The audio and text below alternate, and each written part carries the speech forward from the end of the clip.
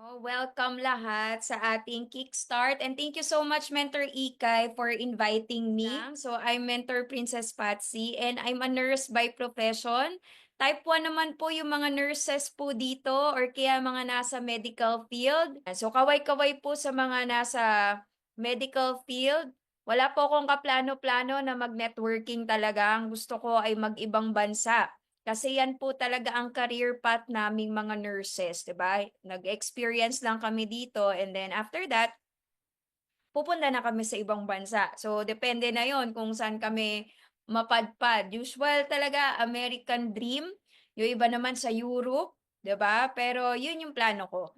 But na-invite ako sa network marketing and doon na bago yung perspective ko about the industry. Dati akala ko kailangan lang benta-benta. Alam mo yung mag-aalok ka talaga house to house. So, yun yung tingin ko. And honestly, ang tingin ko sa kanya at first, yan yung para sa mga tao na siguro hindi pa nila na-figure out ano pa yung gusto nila sa buhay, gano'n.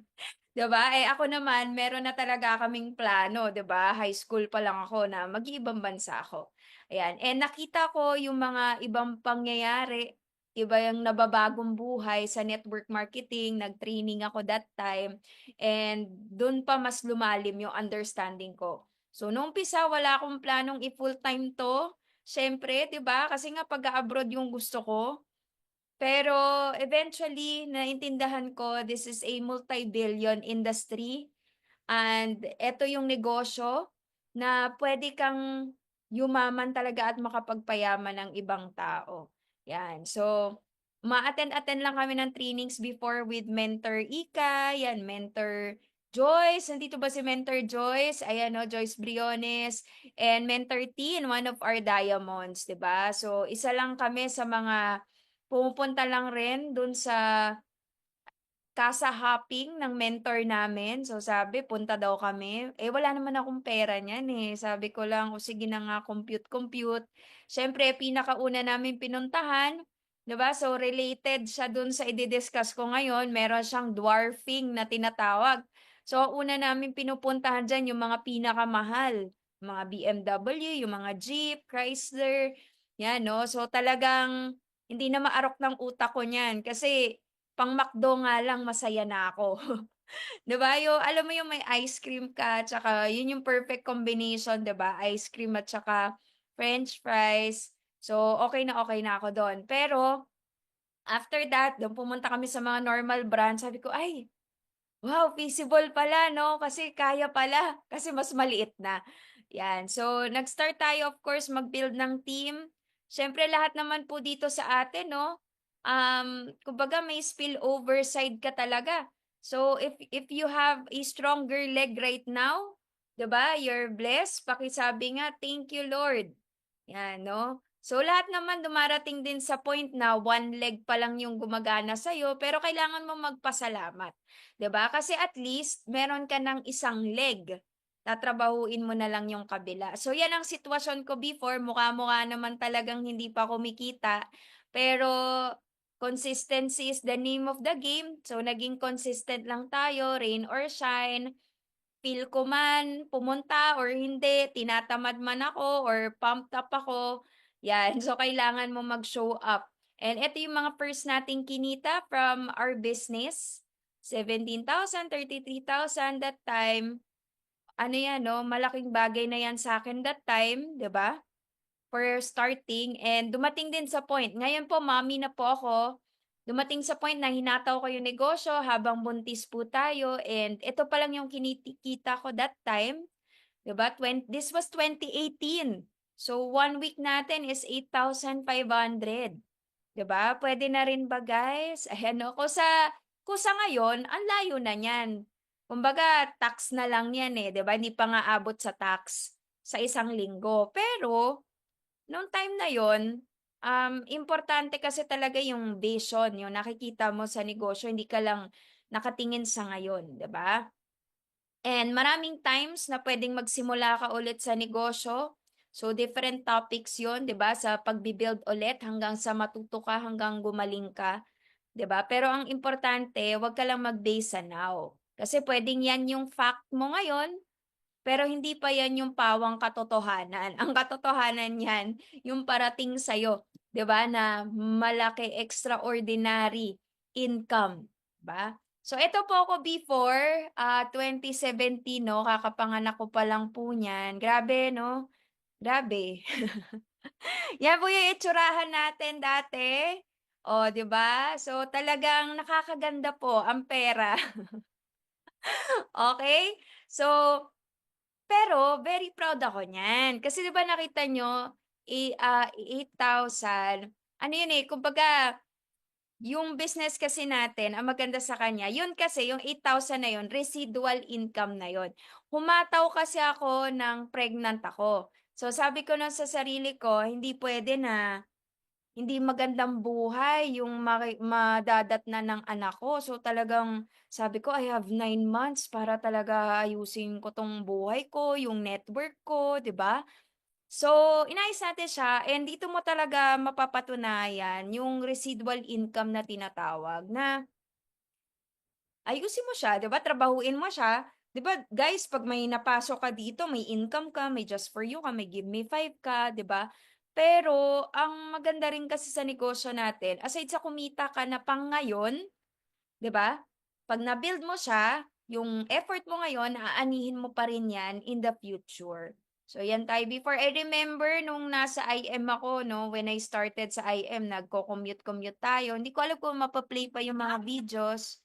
So 'yan kami before. 'Yan ako 'no, parang Armageddon sa MRT niyan. Sobrang hirap talaga 'pag rush hour guys, ta's wala kang kotse. 'Di ba yung iba, ay sinasabi nila, "Eh, kasi 'pag may kotse ka traffic din naman." Oo, traffic pero naka-aircon ka tapos nun komportable ka. Eh, kasi naranasan ko talaga na rush hour ta's nagco-commute ako, grabe talaga. Wala akong masabi, alam mo dun sa biyahe pa lang, sobrang pagod na ako, 'di ba? And 'yan kay Mentor Teen, isa na ring Diamond Elite Executive na rin natin, 'di ba?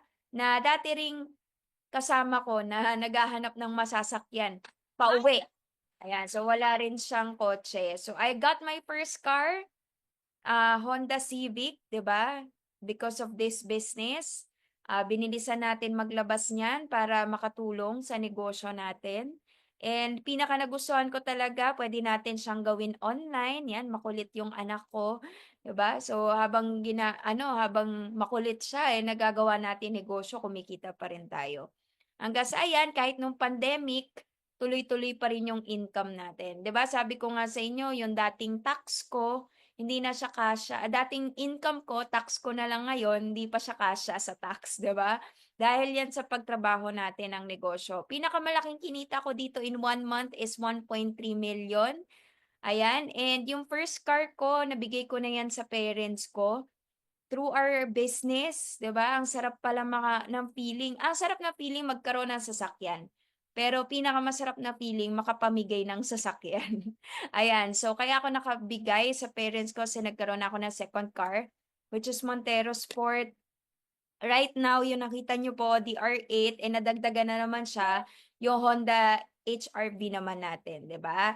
Yan yung mga pangharabas na car natin. So, yan po, Diamond Elite Executive na tayo and ang sarap po na nagta-travel, nagvi-video shoot ka, pero ganyan yung iki-click mo sa online portal mo, 'di ba? So, weekly po yan, yung mga travels natin, libre po siya. Kaya sobrang sarap gawin ng negosyo natin and of course, may pa-billboard pa, 'di ba? Kumbaga tinutulungan pa tayo lalo nung mga BODs natin how to market our business, 'di ba? Yung other businesses, yung ibang network marketing, tinatago pa nila kung network marketing ba 'yan, ano ba yung product nila, but for us, hindi na tayo nagpapasubali. I am worldwide, 'di ba? Kasi we're proud and nandiyan tayo sa EDSA, eh, hindi natin siya kailangan itago sa mga tao, 'di ba? And then, yung mga travels dito for free, ang sarap po mag-travel Marina Bay, 'di ba, na alam mo nga dun dun talaga nag-sink in sa'kin yung Marina Bay. Kasi kumbaga, okey, hotel, 'di ba, pero ang ganda naman talaga sa loob. Pero nung nag-sink in siya sa'kin kasi yung may mga nakausap ako ng mga OFWs kasi 'di ba nagmi-meet tayo ng mga ka-team natin na sa Singapore din. alam mo yung even them, 'di ba, hindi pa sila nakaka-stay sa Marina Bay. Siguro kaya naman talaga nila, 'di ba? Pero alam mo yung nandun yung iisipin mo pa na, sayang yung pera parehal na rin naman nasa Singapore tayo, yung gano'n. Pero yung sa atin po kasi, libre siya, 'di ba? Ay, shout out pala kay Mentor Helen, 'di ba? Nakasama rin namin 'yan diyan sa Singapore. So ayun, eto, ano ba i-di-discuss natin ngayon, 'di ba? Ang di-discuss po natin ay more on eto po, paano tayo magko-close ng deal? 'Yan. Yung closing po kasi natin ng deal, hindi po 'yan nagsa-start dun sa dulo ng presentation. Nagsa-start po 'yan dun pa lang sa pinakasimula, sa inviting pa lang. Kung paano mo siya na-invite, 'di ba? Kung tama ba yung pag-schedule mo, kung nag-follow up ka ba, kung on time ka, tama ba yung pag-tee up mo. So, hindi lang siya yung mga questions mo sa dulo, yun kasi yung tingin ng iba, eh, yung closing ng deal sa dulo. Pero sa totoo lang, yung pag-close ng deal, yung proseso siya. Simula sa pag-prospecting mo, sa pag-invite mo sa kanya, pag-follow up mo ng schedule niyo kung, baka nagkamali. Kasi 'di ba minsan, 'pag kunwari hindi kayo nagkaintindihan, ang alam niya earlier, ta's ang alam mo mas late, 'di ba, kayo magkikita. Let's say alam mo gabi kayo magkikita pero umaga pala nandun na siya or hapon pa lang. So nababago rin kasi nakaka-add din kasi yung mood nung kausap mo, 'di ba, dun sa'yo. 'Yan, tapos yung way ng pag-greet mo sa kanya, yung rapport, 'di ba? So maraming factors guys na makakatulong dun sa pagko-close mo ng deal, 'di ba? So make sure na magawa mo yun at makita mo yung mga factors na yon simula umpisa pa lang. Ang good news dito pa-type naman po, good news, practice makes perfect. Wala naman po na sobrang galing na kaagad sa umpisa. Well, that's nice. 'Di ba may mga tao talaga na they already have the skills dahil siguro sa mga naging experience nila sa buhay, hindi lang dahil sa network marketing. May iba, they've been into network marketing for how many years, na practice na rin nila. Pero kung bago ka ngayon and may mga times na nagkakamali ka, ang pinaka-importante is yung awareness. Yung aware ka and nire-reassess mo yung mga nangyayari sa'yo from time to time, yung mga nagagawa mo. Kasi dun ka po gumagaling.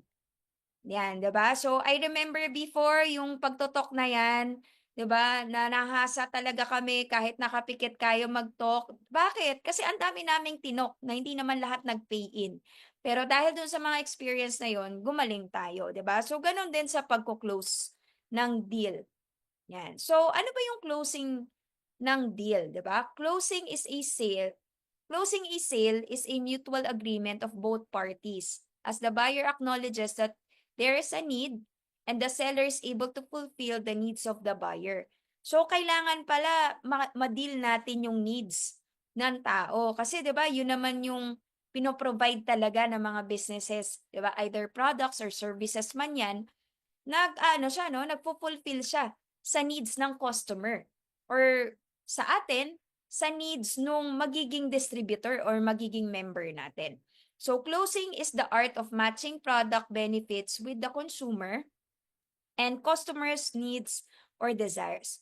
And closing is the art of asking the right questions to get minor yeses. So, ibig sabihin, kailangan dun sa process, yun yung sinasabi ko, di ba? Simula sa umpisa, napayes mo siya sa schedule, napayes mo siya dun sa presentation mo, napayes mo siya dun sa'yo mismo, uting personality, you have a good executive presence, di ba? Tinuturo naman sa atin yan dito sa Team MVP, 'di ba? Yung mga maliliit na yeses na 'yon, maiipon siya papunta dun sa major yes.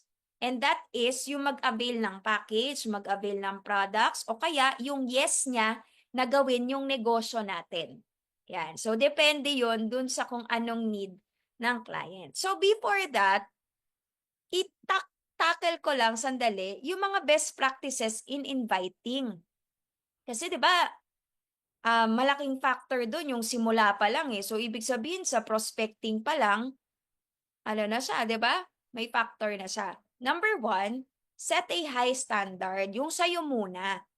'di ba? Kasi hindi ka naman mamo-motivate na gawin yung best mo, maging excellent ka, kasi it starts within us, 'di ba? So, ang hirap kasi na gawin yung isang bagay na ang tingin mo lang talaga sa kanya solely is task. So, hindi mo siya magagawa talaga at your best.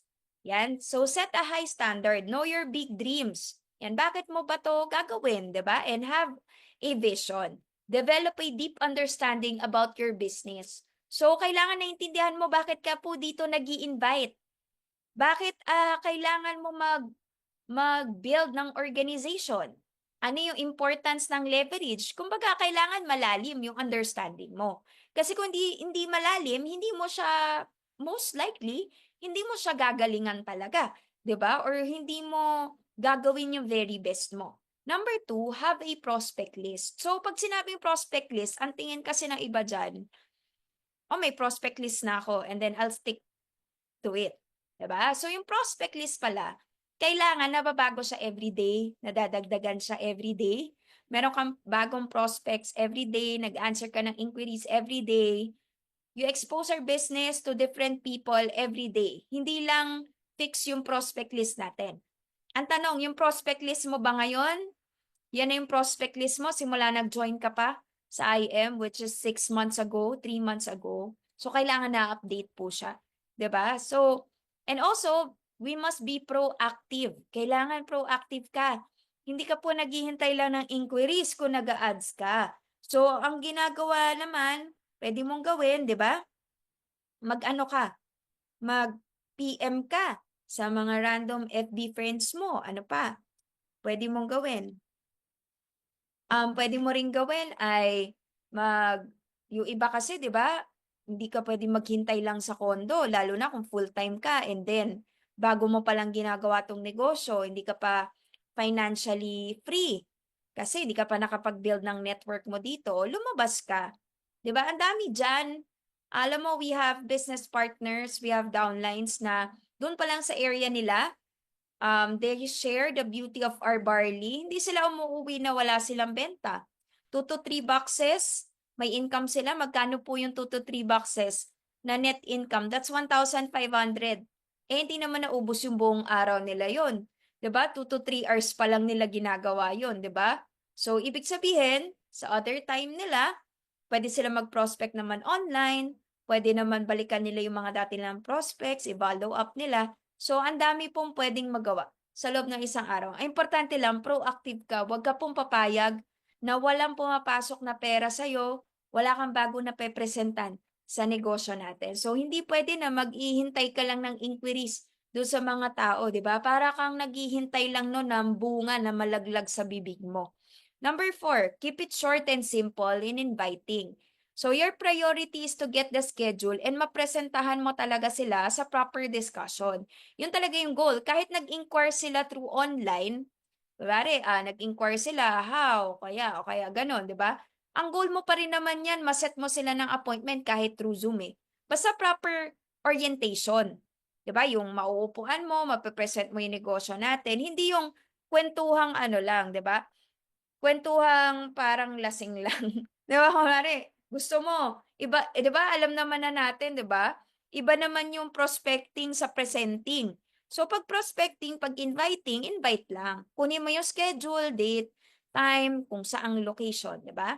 Then know your IBP schedules. Yan, coordinate with your mentor, set appointment when you're also available.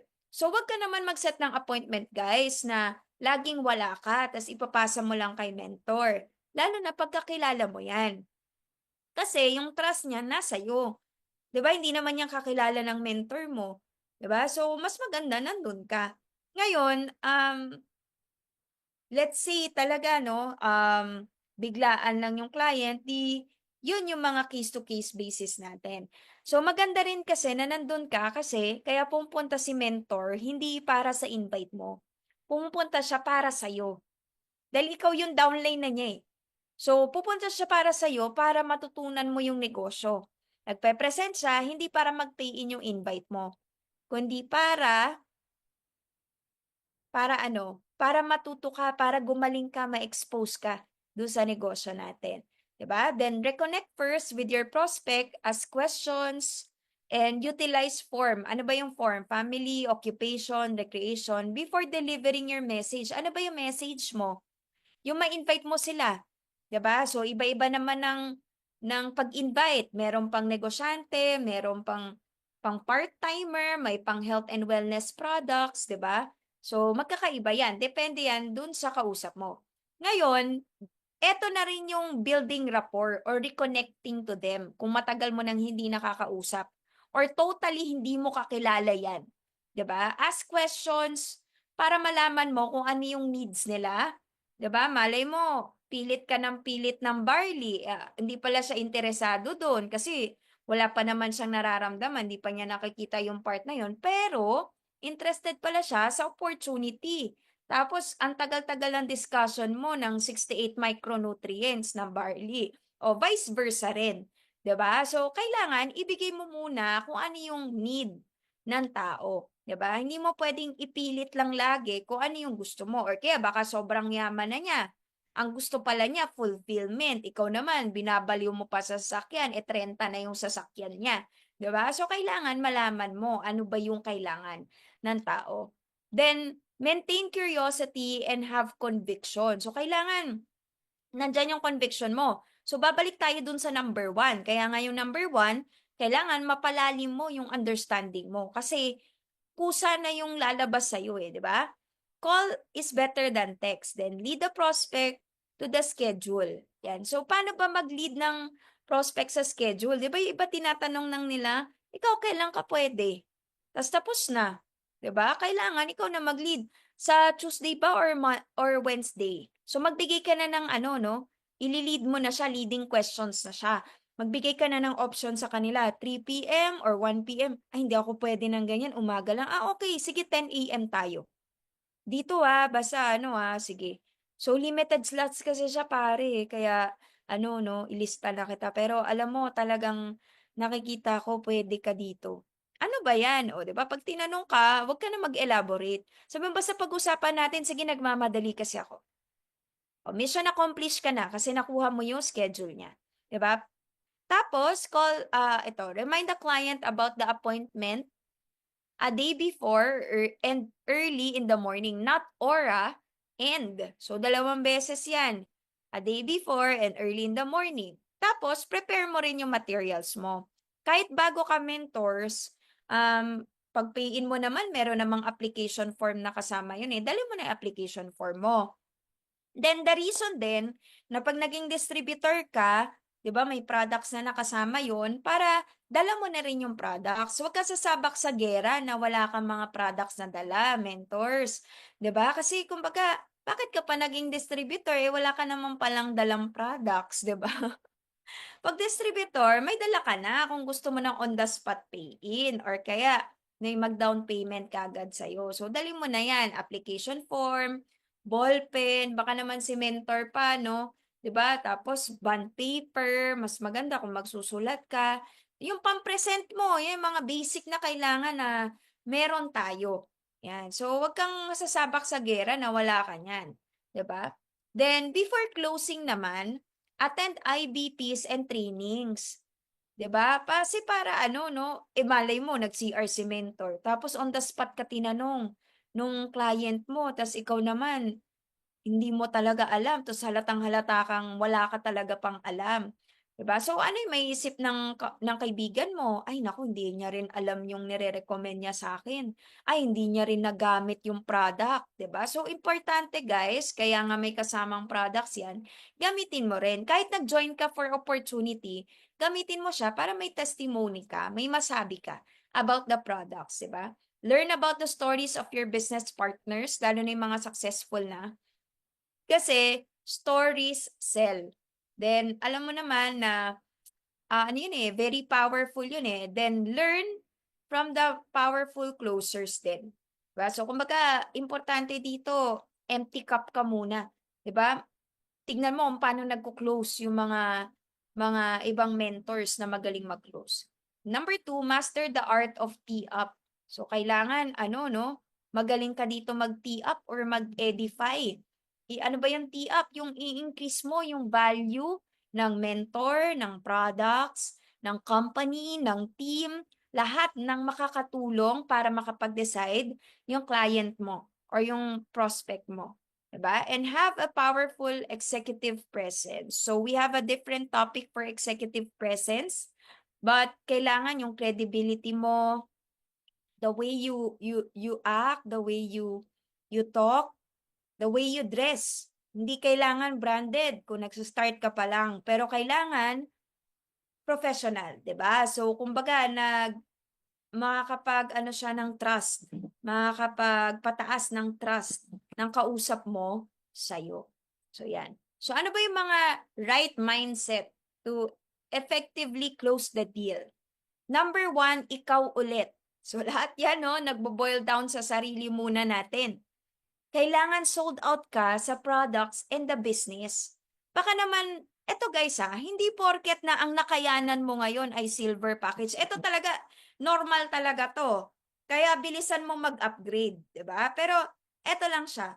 Hindi porket na gold package ka or silver package ka, hindi ka makakapag-close ng jade. 'Di ba? Depende yan doon sa conviction mo. At naniniwala naman ako, kasi iba-iba talaga ng pinanggagalingan yung tao eh. We have business partners na they started from the copper package pero ngayon halimaw na mag-close ng jade and jade package na rin talaga sila kasi student nung nag-start eh. Diba? So talagang there's no way na makapaglabas sila ng pera. So hindi ibig sabihin na maliit yung package mo ngayon, maliit yung mako-close mong deal. Depende yan sa pagkakaintindi mo sa negosyo. Okay? So, for example, tinanong ka, 'di ba? O ikaw, anong package mo? So, alam mo na yung pupuntahan ng usapan, ay magsi-silver na rin ako kasi silver ka lang rin naman eh. O sabi mo, ano ka ba? Alam ko kayang-kaya mo yung jade. Alam mo nga kung ako nga lang may pera, magji-jade talaga ako. Alam mo ba yun yung gusto ko? Nanghihinayang nga ako sa 50,000 free na products eh. Kaya lang wala talaga. Alam mo naman si mama ngayon, 'di ba? Maraming maintenance. Pero alam mo, mag-a-upgrade talaga ako kahit wala na yung 50,000 worth of products. Ito nga oh, may initial na akong kinita, iniipon ko ngayon para makapag-upgrade ako. Kaya wag mo sayangin yung chances kasi ikaw alam ko kayang-kaya mo mag-jade. Sayang kasi, 'di ba? So, okay siya, 'di ba? Basta naintindihan mo yung negosyo. I highly suggest para mas lumalim yung conviction mo sa higher packages. Know the difference ng kung magnenegosyo rin naman sila ng traditional business sa labas. Magkano rin ilalabas dun eh. 'Di ba? Pero yung puwedeng kitain, hindi naman kasing laki kaagad ng sa negosyo natin, eh. Dito, you started sa 44,800, you can earn 1 week 60,000. Sa labas po, when you start a traditional business, yung 60,000 mo, hindi pa gano'n kalaking negosyo 'yan. May overhead expenses pa po 'yan, 'di ba? So, malabo na neto niyang makuha yung 60,000 basta-basta lang. 'Di ba? Then be sincere that you want to help your prospect. So, lagi mong iisipin yung para sa kanya.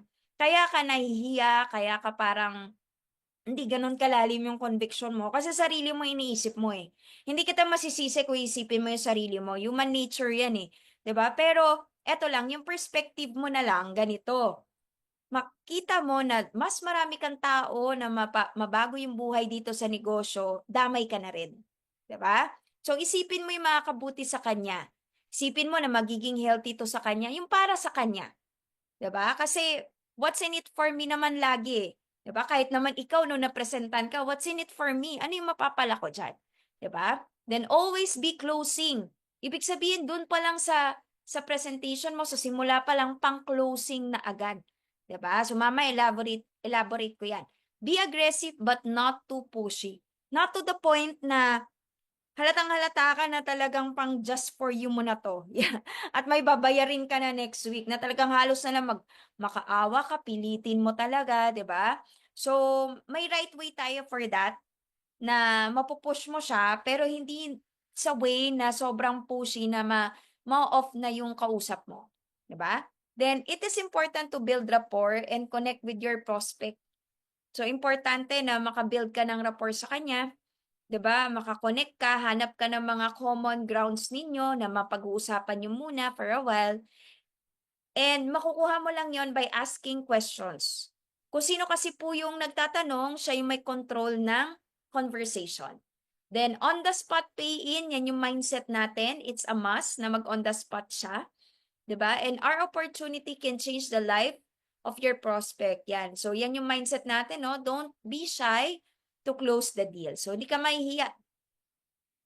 Yan. Ano ba yung mga common buying signals po? Yan. So, pag tumatagal ka na kasi sa negosyo, kahit yung aura pa lang ng kausap mo, kahit taliwas do sa sinasabi niya, yung inaakto niya, 'di ba? May idea ka na kung ano yung sagot. Yan. So, ano ba yung mga buying signals dyan? Number one, they ask questions. Kasi it shows na interested sila, curious sila. 'Di ba? They want to make clarifications dun sa mga sinabi mo or na-discuss mo. Number two, pays attention to your discussion. So, kumbaga, nakikita mo talaga, they lean forward kasi may mga non-verbal cues tayo na tinatawag. 'Di ba? They lean forward dun sa table. Kasi 'di ba iba sobrang lumalayo, tapos naka-cross legs pa sila, open yung hands nila, nakikinig sa'yo, nandun yung eye contact sa'yo, 'di ba? They listen very well. So yan, no? Na nagpapakita na interested sila. They nod dun sa ibang sinasabi mo, they agree. Yan. They talk about their ideas and how to do the business or consume the products. 'Di ba? So parang nagkakaroon na sila ng idea, ay oo, yung ate ko kasi may ganitong sakit siya. So parang, oo nga no, parang okay ba yan sa mga may sakit na gano'n?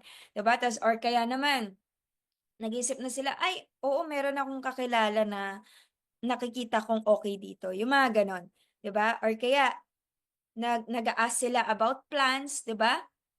Ano ba yung mga puwedeng gawin after nilang mag-join, gano'n po. So, eto, closing tips. Ano ba yung mga iilan sa mga closing tips po natin, guys? Number one is assumptive closing. Two is one leg closing.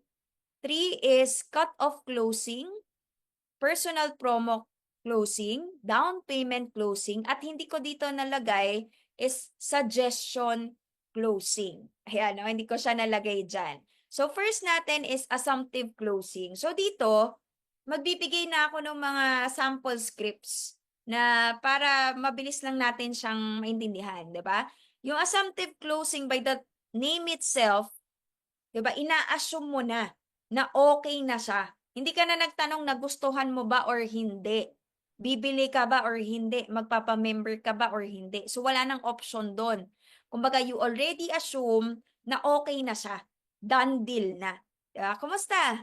Natapos mo na yung video? Ito naman para sa mga online, no? Ano po yung pinaka nagustuhan natin doon? 'Di ba? So sasagot siya. Nagustuhan ko kasi yung product. May iba, mahaba sumagot. May iba, maikli. 'Di ba? Ganon din yung face to face. O, 'di ba? Kumusta po? Ano po yung nagustuhan yung package? Gano'n na kaagad. Ano yung nagustuhan yung package? Hindi yung, may nagustuhan po ba kayong package? Pag sinagot ka niyang wala, o di tapos na yung usapan natin. 'Di ba? O, kunwari, sumagot siya sa'yo. So, eto na. That's good. Sabi ko sa'yo, magugustuhan mo talaga siya, sis. Kasi 'di ba nabanggit mo kanina, laging short yung income niyo. Eh, syempre, yung mga bilihin ngayon, ang taas pa naman. 'Di ba? So nag-i-input ka na rin do'n ng realizations, 'di ba? And 'yun din yung maganda na sa umpisa pa lang you ask questions, so alam mo na yung scenario, alam mo na yung current na ng problems nila, 'di ba? So you can incorporate it do'n sa pagko-close mo. So anong package ba i-a-avail natin? 'Di ba yung Jade maganda siya? Ah, oo, okay rin yung Jade. Ayan, ito yung mga options ng Jade natin. Option 1 ba or option 2? Or yung mix. Yan. So, papaano mo na siya. Tapos, importante dyan, yung application form, guys. So, ilabas nyo yung application form ninyo. Agad-agad. Diba? Kasi yan yung mga pang-close natin ng deal. Next natin is one leg closing. So, paano yung one leg closing? Eto na. Since nagustuhan mo, maganda makapag-start ka na. Kasi importante dito sis yung positioning. So, when you discuss the positioning, guys, pwedeng gamitin mo yung PowerPoint presentation mo kung meron ka ng discussion ng positioning do'n, puwede rin kuha ka ng papel at ballpen, sulat ka pabaliktad, so i-practice mo 'yan, 'di ba? Tapos i-discuss mo na sa kanila. Yung positioning, yung mga point system, para may visuals. Iba pa rin kasi 'pag ano, nakikita nila visually kung ano yung mga malalagay under them, kung ano yung nila, 'di ba? And yung benefits ng pagjo-join agad. Yan, so maganda makaposition ka na para yung mga susunod na mag-join kasi sakto mamaya after this meron din ako next sa kausap, mas spill over na yon under you. So, eto lang sis, same pa rin naman yung amount na ilalabas mo kahit kailan ka mag-join. Pero eto, may mga na-credit na sa'yo, isulat mo pa diyan yung points. 'Di ba? Sabi mo, 1 point is equivalent to cash. So, eto yung mga possible mawala sa'yo. 'Di ba? Pag hindi ka kagad nag-decide. Kasi makakaposisyon ka na sana.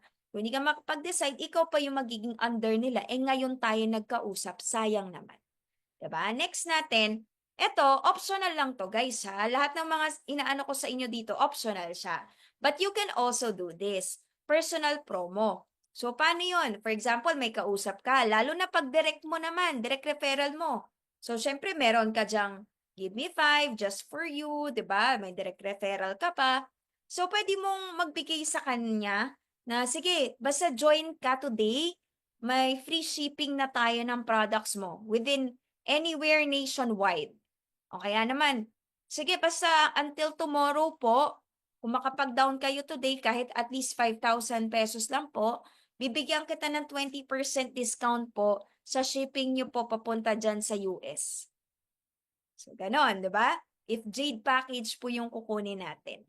Yan. So, kumbaga, magkakaroon sila na idea na, sige, ito na nga lang kukunin ko kasi ito yung may promo. Tapos, ang maganda kasi sa promo, limited lang. So, makakapag-limit ka ng time. Kasi guys, yung tao kasi habang tumatagal po, yung interest niyan pwedeng bumaba. Hindi mo alam after nyo mag-usap or kaya kinabukasan, may makausap siya, 'di ba? Na sinabi mo, wag muna mag-explain pero nag-explain na siya agad.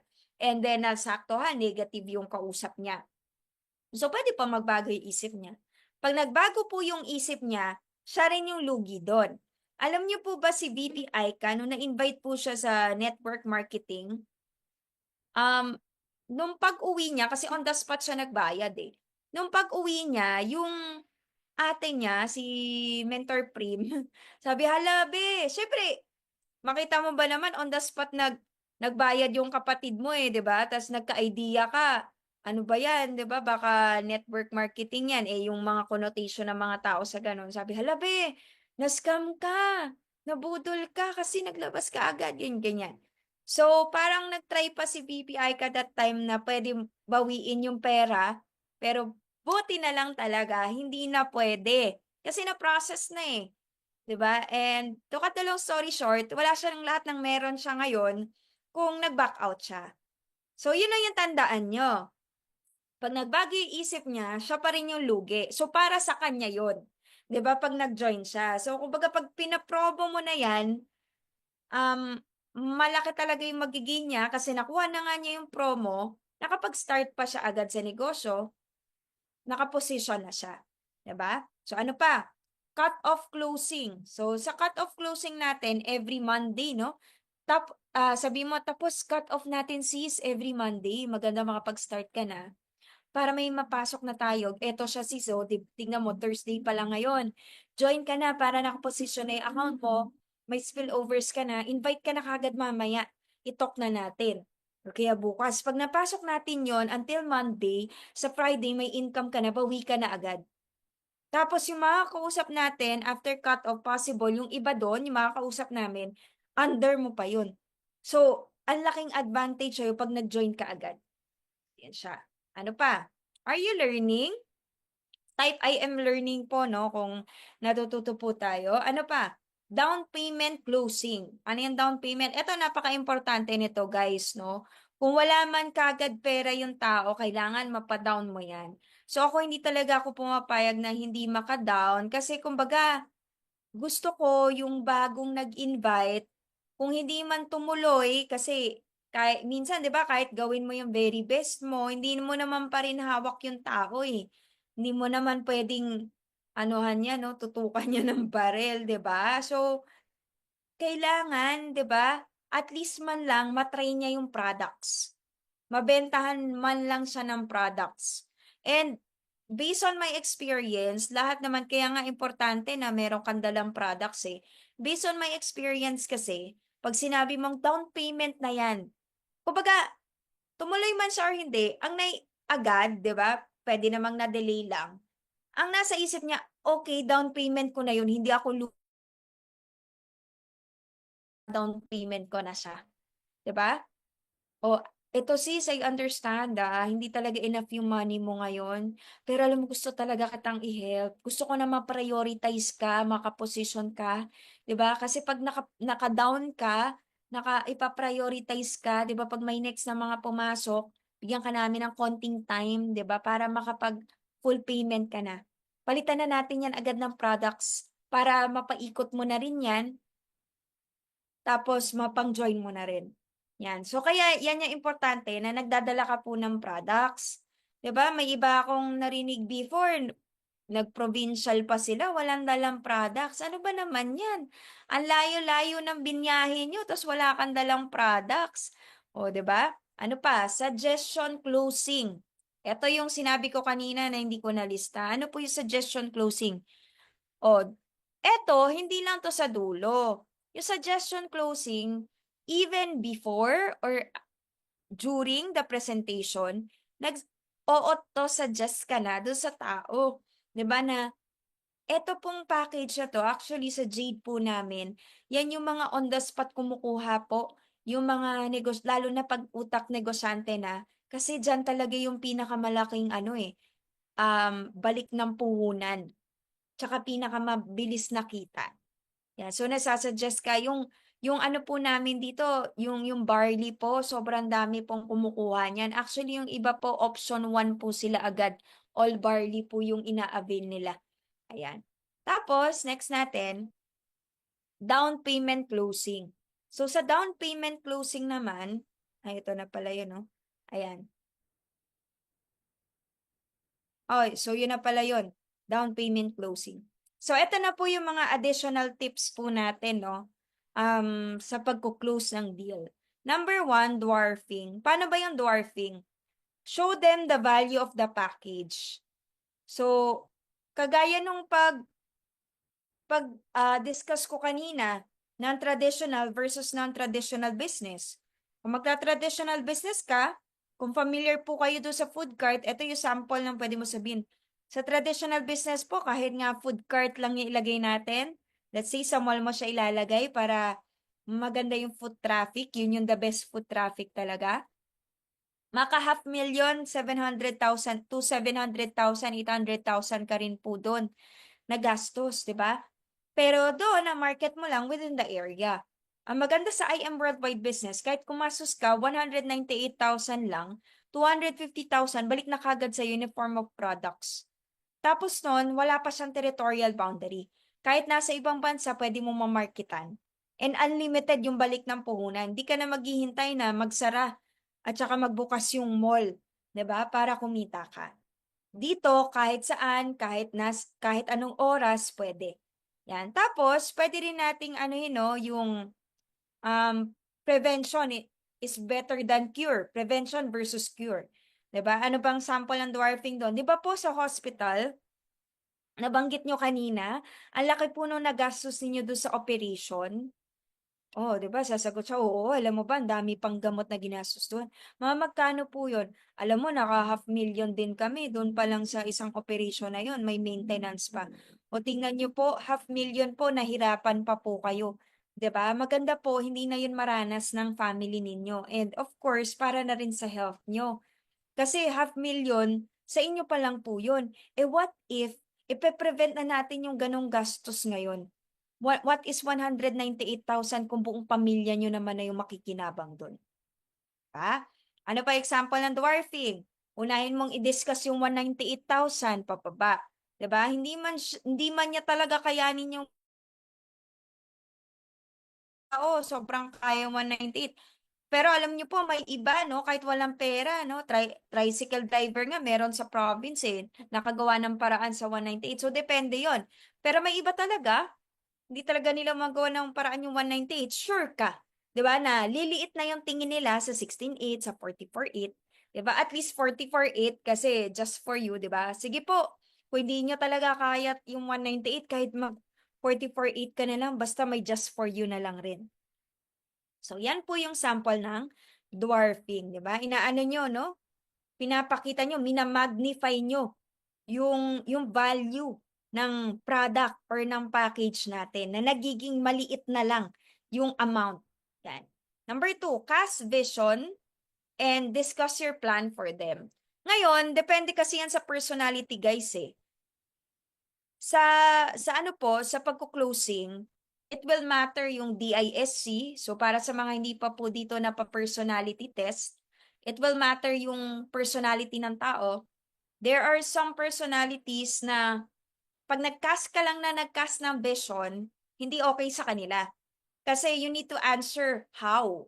Paano nila gagawin, di ba? Pero pag pinagsama mo siya, sure ka na, 'di ba? Na makukuha mo talaga.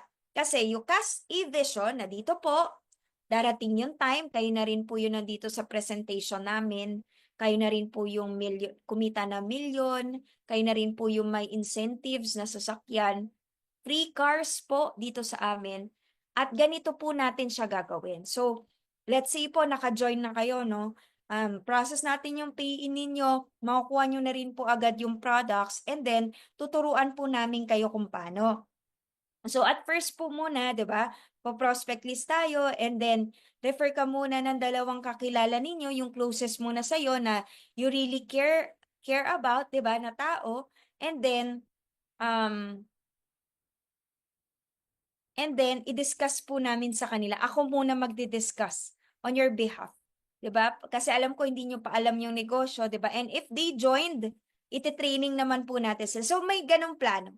Tapos pakita mo yung team ninyo, ito po yung team namin. So may support system kayo dito na pwedeng tumulong sa inyo once na ginawa niyo na yung negosyo. So may plano ka. 'Di ba? Isa rin na sabi mo sa kanyang plano, ang plan ko po kasi dito, magka-resulta rin po kayo at mag-just for you po kayo agad. Yan po yung goal natin. Diba? Number three, provide different payment options. So we have credit card terminal. So tatlo po yung credit card terminal natin sa Team MVP. Diba? So pag nakita mo naman potential yung tao, ano ka na? Um, mag, ano tawag nito? Dala ka na ng swiper. Diba? So, magpa-schedule ka na kay mentor kasi ni-schedule po yun since tatlo po yung swiper natin sa team. 'Di ba? So, ang scheduling yan by team po. So, dala ka na ng swiper. Para kung may credit card yung kausap nyo, on the spot pay in na agad. 'Di ba? Based on experience kasi mas madaling mag-swipe eh. 'Di ba? So, marami kasi na, ay, ano wala akong cash dito dala. Pero may credit card po kayo. O sige po, swipe na po natin para nandiyan na po yung products. Dala ka na ng products, di ba? Number four, prospect should not feel that you badly need him or her. Remember that you're offering them an opportunity to change their lives. So, wag naman, ganito siya guys. Di ba na-discuss ko na yan kanina. Kunwari, tinanong mo na yung tao. Tapos, bigla siyang nag-back off. Kumbaga, yung katawan niya talaga, bigla siyang umatras. Yung mga non-verbal cues niya. Matras siya, tapos, ay hindi muna ngayon. Parang natakot siya. 'Di ba? Open ka ulit muna ng ibang topic. Magkwentuhan muna kayo ulit. 'Di ba? Sabihan mo yung nag-invite sa kanya. Training mo muna ahead of time. Kausapin muna. Usap, usap, usap. Hanggang magkapalagayan ng loob. In between your conversation, kung meron ka doon pwedeng ipasok na, oh, kaya nga okay din yung barley eh. Kasi nga, di ba yung mga ganyang instances, habang nagwakwentuhan kayo. O kaya nga maganda, alam mo may ganyan din dito sa business natin, teacher. Same sila ng ano mo, ng kapatid mo. Yan, kaya sila, may tatanong ko muna sa kuya ko, ganyan, ganyan. Di ba? O, alam mo, meron din sa atin dito, teacher. Ayan, pero alam mo, ako suggestion ko, wag ka ng ano, wag mo na siyang tanungin. Kasi siyempre 18 years ano ka na, eh, adult ka na. 'Di ba ikaw naman yung pinakamakikinabang dito at saka for them naman 'to. Ang ano rin kasi niyan sis, paano 'pag hindi okay sa kanya? Ibig sabihin nun titigil ka na rin, 'di ka na rin tutuloy, 'di ba? Eh, sayang naman yung opportunity. Nakita mo dito 'di ba, ang dami ring kagaya natin na nagwo-work lang rin before pero ibang-iba na yung buhay ngayon. 'Di ba? So yun siya 'no. And wala talagang pinakatamang script. Kailangan maging natural ka, kailangan willing kang mag-adjust dun sa kausap mo, kailangan mag-adapt ka, 'di ba? Kasi hindi naman pare-pareha yung tao para iisang script lang yung gamitin natin lahat, 'di ba? Number 6, effectively handle objections. So we have different training for objections, no? But important sa mga objections talaga, you use this technique, yung fear, felt, feel, no? Hindi fear. Sorry, nagkamali ako. Ayan. So, ano yan? Feel, felt, and found. Paano yung feel, felt, and found? When you say feel, yun yung, so when you say feel, yan yung mag-ano ka muna, no? Mag-agree ka muna do sa kausap mo. Actually, tama ka. Ganyan din yung naramdaman ko before. 'Di ba, kunwari sabi niya, "Ay, wala akong pera, eh. Ano, sakto-sakto lang yung pera ko, hindi ko pa kaya mag-join diyan." O 'di ba, ano, paano mo yung sasagutin? "Ay, I know how you feel. Ganyan din ako before." Naku, pare-pareha talaga tayo. 'Di ba, naalala mo ba? Yun yung time na kakabayad ko lang ng tuition. 'Di ba alam mo naman, kapag ganitong months, naghahanda na ako niyan sa tuition. 'Di ba, nung anak ko, oh, kaya ramdam na ramdam kita sis. Oh. Tapos, felt. So, agree ka muna. Yan yung naramdaman ko. Pero alam mo, I discovered na yung mga taong umaasenso pala, sila yung nagte-take ng risk. Kasi nakita ko yung mga result nila dito. 'Di ba? And nakita ko may kapareha rin natin na mga nurses. Pero nagkakotse sila. 'Di ba? Wala rin silang pera before, pero nagawa nila. 'Di ba? So, mag-agree ka muna sa kanila. Yan. When dealing with objections, sinabi, "Ay, wala akong time diyan. 'Di ba alam mo naman, busy-busy ako." O, alam mo, ganyan din ako. At ang dami ko ring nakita na ganyan dito. O, kunwari, wala akong pera, hindi ako makaka-join diyan. Sakto! Ganyan din ako. Para sa'yo talaga to. Kasi para to sa mga tao na gusto pang kumita na mas malaki. Diba? O, next. Spend more time to build more rapport. Find other topics, then go back to closing. Yan yung nabanggit ko na kanina.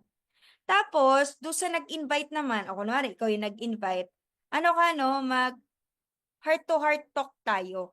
Na, ano ba talaga, kasi minsan, pag kunwari, nandyan si mentor, parang yung iba kasi, nahihiya sila eh, na mag-open up. 'Di ba? Or parang ang gusto pa rin nila ikaw yung kausap nila, 'di ba? So nahihiya sila sa gano'n. So 'pag after ng presentation ninyo, 'wag ka po muna umalis na meeting adjourned na agad. Ang gawin mo muna, kausapin mo muna siya. "O sis, ano ba talaga yung siste? Kasi nakikita ko naman gusto mo naman talaga 'to, pero bakit ano, bakit hindi ka pa nag-join?" 'Di ba? So, puwedeng mag-open up siya sa'yo about dun sa kung ano talaga yung reason niya bakit hindi pa siya nagjo-join, 'di ba? Baka naman meron siyang ma-open up sa'yo na puwede niyong masolusyunan, 'di ba? Para magawan niya ng paraan. O puwedeng nagwo-worry siya na, "Hindi ko kasi sure sis, eh, kung mababalik ba yung punan ko." O sabi mo, "Alam mo yan din yung ano ko dati, concern ko, pero tingnan mo naman sa products pa lang, pabalik na yung puhunan ko. 'Di ba ilan na yung nabenta kong products at saka dun pa lang sa paggamit ng barley, panalo na tayo dun sisi, 'di ba alam mo naman, breadwinners tayo, hindi tayo puwedeng magkasakit." So 'pag naramdaman nung kausap mo talaga yung sincerity mo, then yung security ba, yung parang may mga tao kasi na yung importante sa kanila, eh, yung secured na kaya rin nila 'tong gawin through you. Dahil nakita nila sa'yo because of your, assurance to them, 'di ba, na kaya rin nila 'tong gawin. Then follow up within 24 to 48 hours. So, by the way guys, wag na wag tayong no, magpa-promise ng hindi natin kayang i-deliver. Deliver more than dun sa napag-usapan ninyo and wag ka magpa-promise na, sige kahit wala ka ma-invite dito, basta mag-join ka lang, bibigyan kita ng downlines, kikita ka na passive income. So, wag na wag natin yung gagawin, di ba? And follow up within 24 to 48 hours. Napaka-importante niyan, guys, di ba? So, eto, no, down payment is a must. Yan na yung second best na pwede nating gawin. Kailangan talaga maka-down payment yan. Kaya magdala ka na ng products, magdala ka ng application form. Kung sobrang dami mong talks, let's say 20 yung talks ninyo, pwede mo muna ipa-xerox yung application form natin para pirma na lang sila doon, di ba? Tapos pa-down payment ka na. So pagdating sa down payment, depende yan sa kung magkano ba yung kaya. Kaya may iba kasi nasasabi na nila 'di ba? Ay, ako ngayon kulang pa talaga, 'di ba? Yan yung madalas, kulang kasi yung pera ko. Okay sis, okay lang kung kulang talaga. Ang gawin natin, i-down na natin yung 8,000 mo.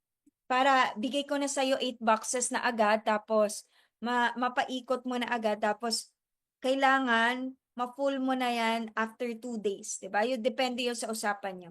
Diba? Or kaya, pa-promo ka na. Pwede mo paghalo-halo yung mga closing techniques natin. But very important, follow-up. Ngayon, 24 to 48 hours, that's the crucial time na mag-follow up ka sa kanila.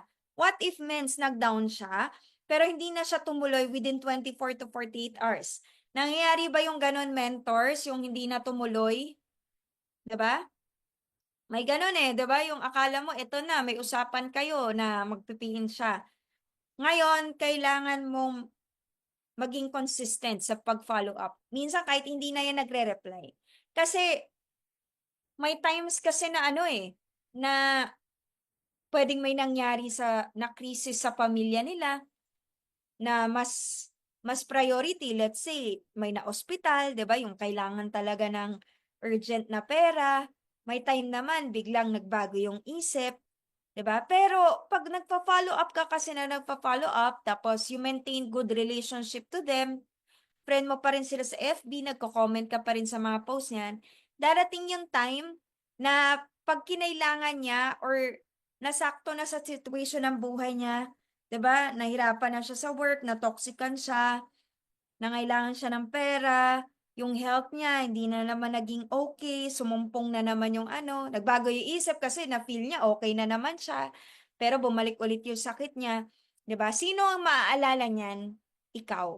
'Di ba? Remember the times na nag-inquire ka online, na ang dami mo nang tinanong, halos nag-present na sa yung kausap mo, 'di ba? And then all of a sudden hindi ka na nag-reply. But nung naisip mo na kailangan mo ulit yung products, bigla ka na lang nag-order. Ganon din yung situation dito, guys. 'Di ba? So ang importante lang, always kang visible. Maging consistent ka. Kasi pag dumating yung time na naalala na naman niya yung need for joining, need for our product, tapos nakita niya nag-stop ka, maiisip niya, ay, hindi pala siguro talaga maganda yon kasi yung nag-talk sa akin, hindi na siya active doon. Hindi siya na siya nagpo-post. 'Di ba? But pag consistent ka, kahit dumating yung time na naisip niya, hindi ko ganun kakailangan, pero lagi kanya nakikita, 'di ba, natuwa siya sa'yo, magjo-join yan. 'Di ba? Nai-inspire din yan sa'yo. Kasi minsan yung iba dyan, tinitignan ka lang Tinitignan ka lang nila na kung maganda ba talaga, tinitignan nila kung anong mangyayari sa'yo. So, kailangan, wag kang papayag. 'Di ba? Na sabihin nila in the future, sabi na nga ba, buti na lang di ako nag-pay in sa'yo. Kasi tumigil ka rin naman pala dyan. 'Di ba? Yun. So far, yun po yung share ko sa atin. Hopefully po ay meron po tayo natulungan, 'di ba? At natutunan dito.